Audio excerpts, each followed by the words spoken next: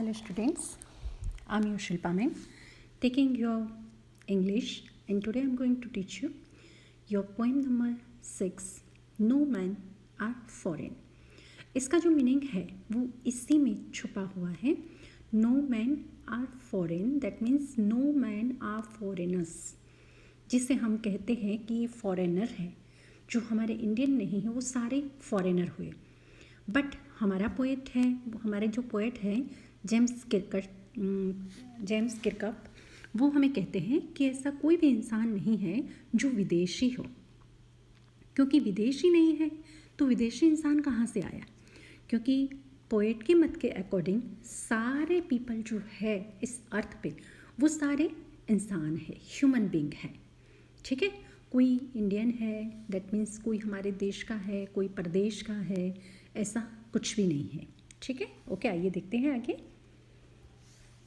तो no man are foreign, उसमें हमें बताते हैं, have you ever thought of some people as strange. आपने कभी ऐसे इंसानों के बारे में सोचा है कि जो आपके लिए स्ट्रेंज मतलब अननोन हो, अनजान हो. ठीक है, स्ट्रेंज मीन्स विचित्र नहीं पर अनजान हो. और अदर कंट्रीज एज फॉरेन, और ऐसा कोई देश जो आपके लिए विदेश हो. ऐसा कभी आपने देखा है? हमारा विदेश किसी और के लिए तो खुद का देश ही है ना. दैट मीन्स इस पृथ्वी पर, इस अर्थ पर जितने भी पीपल रहते हैं उन सब के लिए सिर्फ एक ही देश होना चाहिए और वो है अर्थ.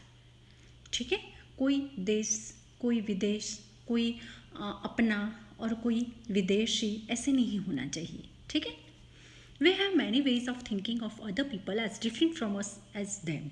ठीक है, हमारे पास हम ऐसे बहुत सारे बहाने निकाल देते हैं जिससे कि हम कहते हैं कि हमसे वो अलग है या वो हम उनसे अलग है. ठीक है, they may belong to a different country. ठीक है, दूसरे अलग अलग देश से वो आए हो, अलग अलग देश में रहते हो, अलग अलग लैंग्वेज बोलते हो. ठीक है, और in this poem however the poet reminds अस, और फिर भी इस पोएम में हमारे जो पोएट है, कवि है, वो हमें याद दिलाना चाहते हैं the many ways in which we are all the same. ऐसे बहुत सारे तरीके हैं जो पोएट प्रूफ करते हैं कि हम लोग एक जैसे हैं, हम अलग अलग नहीं हैं. For we are all human. और ये सब क्यों प्रूफ करते हैं? क्योंकि हम सब एक इंसान है. तो एक इंसानियत का नाता, एक ब्रदरहुड का जो भाईचारे का नाता है वो पोएट हमें सिखाते हैं. ठीक है, बट अभी जो रिसेंट एरा है उसके अंदर तो हम भाई भाई में भी आपस में इतने झगड़ते हैं, इतने भेदभाव होते हैं, डिफरेंस होते हैं, तो फिर कंट्रीज़ की तो बात ही अलग रही ना. Let's see the poem. तो फर्स्ट एंड सेकंड स्टैंजा मैं यहाँ पर रीड करती हूँ, उसके बाद एक्सप्लेन करूँगी. Remember, no men are strange, no country is foreign. Beneath all uniforms, a single body breathes like ours. The land our brothers walk upon is earth like this, in which we all shall lie. The two away of sun and air and water are fed by peaceful harvest, by war's long winter shower.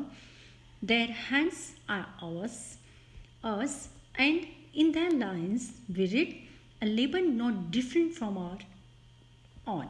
ठीक है, तो explanation देखते हैं इसका. Remember, no man are strange. पहले तो अपने mind में, अपने दिमाग में ये फिट कर दो कि कोई भी इंसान अजनबी नहीं है. नो कंट्रीज फॉरेन, और कोई भी देश विदेश नहीं है. Beneath all uniforms here in the sense of clothes, not military man's uniform. ठीक है, पर ये एक मेटाफर की तरह यूज़ हुआ है यूनिफॉर्म, क्योंकि यहाँ पर यूनिफॉर्म बताकर ये कहना चाहते हैं कि हम जो क्लोथ पहनते हैं उसके नीचे, दैट मीन्स इसके अंदर, a single body breathes like us. That means एक ऐसी सिंपल सा एक क्या कहते हैं, शरीर जो जीता है. ठीक है, breathes like our, that means है. The land our brothers walk upon is earth like us. जो एक ऐसी जो ज़मीन जिसके ऊपर हमारे भाई लोग चलते हैं, वो हमारे जैसी ही एक पृथ्वी है। ठीक है, क्योंकि पृथ्वी के पार्ट कर दिए हैं हम लोगों ने और अलग अलग कंट्री बना दिया है, अदरवाइज पूरा अर्थ एक ही है। तो कहते हैं कि जिस पर हम चलते हैं उसी लाइन पर हमारे भाई चलते हैं। इन विच वी ऑल शैल लाई, जिसके अंदर हम सब जीते हैं। ठीक है, ऐसी ही पृथ्वी है जहाँ पर वो लोग भी चलते हैं। वो लोग कोई स्काई में नहीं चलते, वो कोई हवा में नहीं चलते हैं। और स्काई में चलते हो, हवा में चलते हो, तो वो भी तो एक अर्थ ही है ना।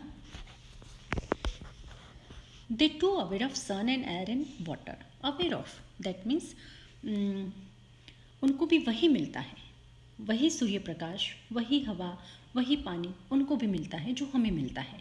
हाँ, समंदर अलग अलग है, तालाब अलग अलग है, नदियाँ अलग अलग है, पर पानी तो गॉड मेड है ना, उससे तो हम नहीं बनाते ना। तो पोएट हमें कहते हैं कि वो लोग भी वही पानी, वही सूर्य प्रकाश, वही हवा यूज़ करते हैं। Are fed by peaceful harvest, और वो लोग भी वही अनाज खाते हैं। पीसफुल हार्वेस्ट, हार्वेस्ट मतलब जो अनाज की हम लड़ने करते हैं ना, वो तो कहते हैं कि वो लोग भी वही अनाज खाते हैं जो हम लोग यहाँ पर पका कर खाते हैं, वही अनाज वहाँ पे खाया जाता है।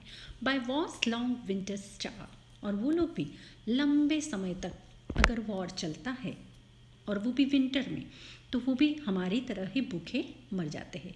भूखमरा का उनको भी सामना करना पड़ता है। द हैंड्स आर आर्स, उनके हाथ भी हमारे जैसे ही है। हमारे हैं ऐसा नहीं, पर the hands are ours, that means उनके हाथ भी हमारे जैसे ही है। In sense of the hand, poet हमें कहना चाहते हैं कि वो भी हमारी तरह ही मजदूरी करते हैं, लेबर करते हैं। And in the lines we read a labour not different from a own, हमारी मजदूरी से उनकी मजदूरी अलग नहीं होती है। वो लोग भी मजदूरी करते हैं, हम भी करते हैं। चाहे इस हाथ में हमने कलम पकड़ा हो और हम राइटिंग करते हो तो भी मजदूरी है। इसमें हमने कुछ और क्या कहते हैं, मशीन वगैरह पकड़े हो और हम फैक्ट्री चला रहे हैं तो वो भी लेबर है। और इससे हम बर्तन झाड़ू पोछा लगाते हैं तो वो भी वन काइंड ऑफ लेबर। तो ऐसी ही मजदूरी वहाँ पे चलती है, वो कोई डिफरेंट मजदूरी नहीं करते हैं। द टू, ओके, तो आई होप कि ये दो स्टैंजा आपकी समझ में आ गया होगा। आगे देखते हैं। Remember they have eyes like us that wake और स्लीप, हमारे जैसी ही उनकी भी आंखें हैं क्योंकि वो भी जागते हैं और सोते हैं हमारे जैसे। And strength that can be वोन बाय लव, और ऐसी ही ताकत रखते हैं। कोई भी ताकत को हम लड़ाई से नहीं जीत सकते जितना हम प्यार से जीत सकते हैं। ठीक है। In every land is common life, हर कोई ज़मीन पर, हर कोई जगह पर एक सामान्य सा जीवन होता है। That all can recognise and understand. ठीक है, क्या कहते हैं, दैट ऑल कैन रिकॉग्नाइज, जिसको सब जानते हैं, एंड अंडरस्टैंड, और समझते हैं। ऐसी एक सामान्य जीवन हर कोई जगह पर चलता है, कोई एक्स्ट्रा ऑर्डिनरी लाइफ नहीं जीता है। ठीक है, सबकी एक कॉमन लाइफ होती है। हम कहते हैं कि वहाँ पर कितनी भागदौड़ होती है, पर वो सिटी एरिया होता है या बड़ी बड़ी वहाँ पर सिटी होती है, तो वहाँ पर थोड़ा हमसे ज़्यादा जो गांव में या नगर में रहते हैं, टाउन में, ठीक है, विलेज में, टाउन में रहते, इससे थोड़ी भागदौड़ वहाँ पर ज़्यादा रहती है। बट वो भी हमारी तरह ही सामान्य जीवन जीते हैं। They all are habitual with that life. ठीक है। Let's remember whenever we are told, चलो याद रखते हैं कि जब भी हम कहते हैं टू हैट अवर ब्रदर्स, हमारे भाइयों को हम नफ़रत करने को जब हम बोलते हैं तो इट इज़ अवर सेल्स, तो वो हम अपने आप को ही नफ़रत करने को बोलते हैं। क्योंकि जैसे ब्लैक बॉल हम फेंकेंगे वैसे ही ब्लैक बॉल वापस आएगा। तो किसी की भी बुराई नहीं करनी है, किसी को भी घृणा से देखना नहीं है, नहीं तो वो भी सामने हमें इसी नज़र से देखेगा।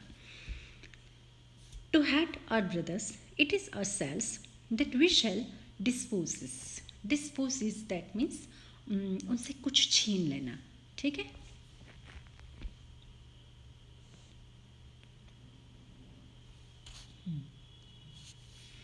और फिर है बिट्रे, दैट वी शेल, हम उनसे कुछ छीन लेते हैं, छीन लें, या फिर बिट्रे, उनके पास हम, उनके साथ हम धोखा करें।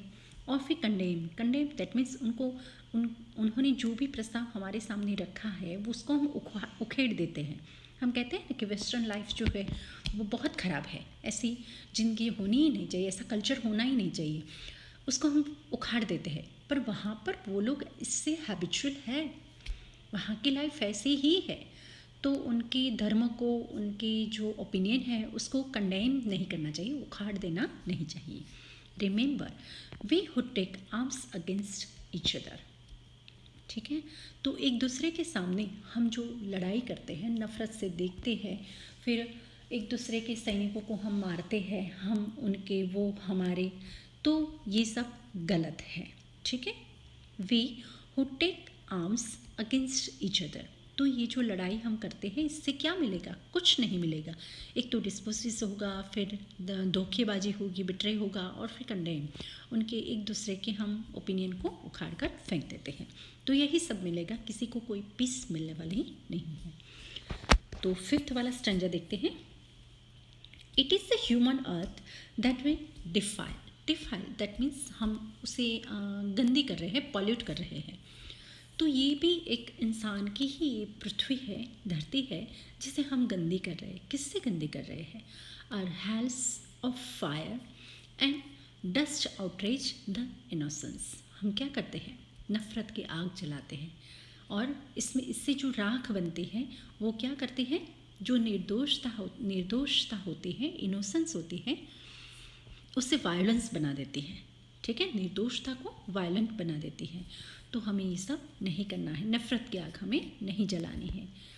अफेयर दैट इज़ एवरीवेयर और ऑन, हर कोई जगह जो हवा है वो हमारी हवा है, कोई भी देश की नहीं है, कोई हमारे देश की नहीं है, सारी हमारी है। Remember, no man are foreign and no countries strange. और ऐसे लास्ट में हमें ये रिपीट करके कहते हैं कि याद रखो कि कोई भी इंसान, यहाँ पर देखो थोड़ा उलट सुलट उन्होंने कर दिया है, और फिर कहा है कि नो मैन, जो हमारा हेडिंग है वो no man are foreign, that means कोई भी इंसान अजनबी नहीं है, एंड नो कंट्रीज स्ट्रेंज, और कोई भी देश जो है वो स्ट्रेंज यानी सबसे अलग, जो कहते हैं ना स्ट्रेंज, कुछ विचित्र, ऐसा नहीं होता है। सारे देश एक जैसे होते हैं, सिर्फ उनका कल्चर अलग अलग होता है, but they all habitual with that life. ठीक है, तो जेम्स किरकप ने ये लिखा हुआ है। आइए उसके लिटरली डिवाइस देखते हैं। तो इसमें इसकी राइम स्कीम नहीं है। राइम स्कीम ऑलवेज मैं जैसे आपको बताती हूँ, फॉरेन, ब्रेड्स, अपॉन, लाई, तो ABCD ऐसे हुआ। ठीक है, फिर सेकेंड स्टैंजा में देखते हैं तो कुछ और अलग आता है, इसीलिए ये फ्री स्टाइल है, उसकी कोई राइम स्कीम नहीं है। एक इसमें आता है रिपीटेशन, जो सबसे पहले रिमेंबर है वो थर्ड वाले स्टैंजा में भी आता है, और फोर्थ वाले स्टैंजा में भी आता है, और फिफ्थ वाले स्टैंजा में भी आता है। तो रिमेंबर वर्ड जो है वो रेपिटेशन है। एक और फिर देखते हैं कि मेटाफर, ठीक है, यूनिफॉर्म, बीनीथ ऑल यूनिफॉर्म, तो uniform in the sense of clothes, पर यूनिफॉर्म एज क्लोथ ऐसे नहीं कहा है, यूनिफॉर्म को किसी के साथ कंपैरिजन नहीं किया है, उसको ही हमने यूनिफॉर्म ही बना दिया है, क्लोथ्स को ही, तो ये मेटाफर है। फिर है उसी सेकंड लाइन में, फर्स्ट स्टैंजा के सेकंड लाइन में, बॉडी ब्रेथ्स, BB कॉन्सोनेंट से जो स्टार्ट होता है उसे हम कहेंगे अलिटरेशन। ठीक है, और एक आपकी फिगर ऑफ स्पीच है यहाँ पर, एंजाममेंट, एंजाममेंट, तो एंजाममेंट वो है कि पूरा जो सेंटेंस है वो, यहाँ देखो फॉरेन के पीछे कोई भी साइन नहीं है, ना फुल स्टॉप है, ना कॉमा है, ना क्वेश्चन मार्क है, ना एक्सक्लेमेटरी साइन है, कुछ भी नहीं है। वही की वही लाइन सेकंड में आती है, वही की वही लाइन थर्ड में, लास्ट में फोर्थ लाइन जब कंप्लीट होती है तब फुल स्टॉप आता है। तो पूरा एक ही कंटिन्यू चलता हुआ एक सेंटेंस है, इसे हम कहेंगे एंजाममेंट। ठीक है, ENJAMBMENT, एंजाममेंट।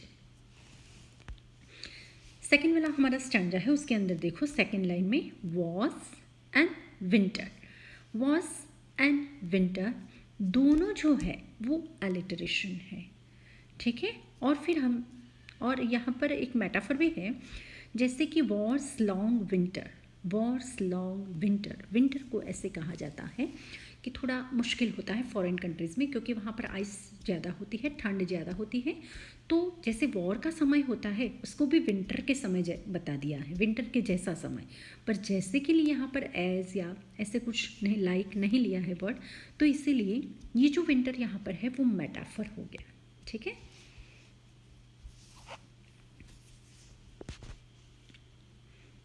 ओके अब आपके थर्ड वाले में कोई लिटरल डिवाइस नहीं है। फोर्थ वाले में देखो, फोर्थ वाले में नहीं है, फोर्थ वाले में भी कोई लिटरल डिवाइस नहीं है। और फिफ्थ में लास्ट में जैसे मैंने आपको बताया था रिमेंबर, वो रिपीटिशन है, ठीक है। सो आई होप कि आपके समझ में आया होगा। इसकी क्वेश्चन आंसर लिख के आपको हमें बताने हैं। नेक्स्ट सेशन में मिलते हैं, तब तक के लिए